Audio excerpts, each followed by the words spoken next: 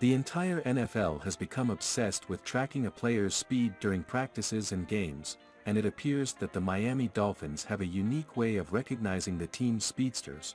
On the first day of Miami's off-season program, Pro Bowl receiver Tyreek Hill and linebacker Channing Tindall showcased customized shirts the organization had made for players who exceeded a certain speed threshold last season. Hill wore an exclusive t-shirt that read Track Hawk Club, which recognized players who have been clocked running 21 miles per hour or higher. That shouldn't surprise anyone considering Hill, who is nicknamed the Cheetah, is widely recognized as one of the NFL's fastest men, if not the fastest. The fact that Tindall, the Dolphins' 2022 third-round pick, was sporting a shirt that read Hellcat Club, which recognized players who have been clocked running 20 miles per hour, deserves a slow head nod. That means the sparingly used linebacker showcased his athletic ability as a rookie. Tindall, a starter on Georgia's national championship winning team, was viewed as one of the most athletic linebackers available in the 2022 NFL Draft. He ran a 4.47 time in the 40-yard dash at the Combine, and was clocked with a 10-yard split of 1.55. He also has an impressive 42-inch vertical, and 10'9" broad jump, which all are indicators that he's an upper echelon athlete. His athleticism was the main reason Miami made him the team's first pick in the 2022 draft, which was a class where the Dolphins had limited resources because of the Hill trade.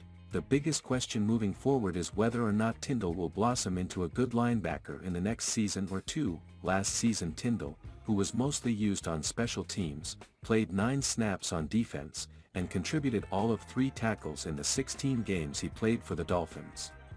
It's difficult to say how much growth and development took place in his rookie season, or how the change in schemes, adjusting to Vic Fangio's style of playing a 3-4, will impact him. But the Dolphins hedged their bets when it came to addressing the linebacker position this offseason. Miami signed former Tennessee Titans starter David Long Jr. to a 2-year, $10 million deal, retained Jerome Baker, allowing a large portion of his contract to become guaranteed, and re-signed Duke Riley, who held a pass coverage role in Miami's defense the past 2 seasons. For Tindall to get on the field, he'll need to utilize that Hellcat speed to make more plays in his second training camp. That's the only way he could potentially unseat one of those 3 linebackers if everyone stays healthy. Mike McDaniel said coaches encouraged last year by the work they saw from Tindall as a member of the scout team, which gave Miami's first-team offense the opponent's defensive looks during the week. I'm expecting a big offseason and a big jump in year 2. Channing knows that. He has that expectation for himself, McDaniel said at the NFL owners' meeting earlier this spring. He worked very diligently. But I think it's a matter of him really being able to visualize, and really carry out all assignments within the defensive structure. I know he's really mandating for himself to take another step. What is Channing Tindall's upside? During the draft evaluations it was made clear by talent evaluators that he would be a developmental project who required some time and patience. Early into his rookie season his peers acknowledged he had plenty to learn. But his speed hints that he has the skill set to become a coverage specialist, potentially trailing tailbacks and covering tight ends downfield.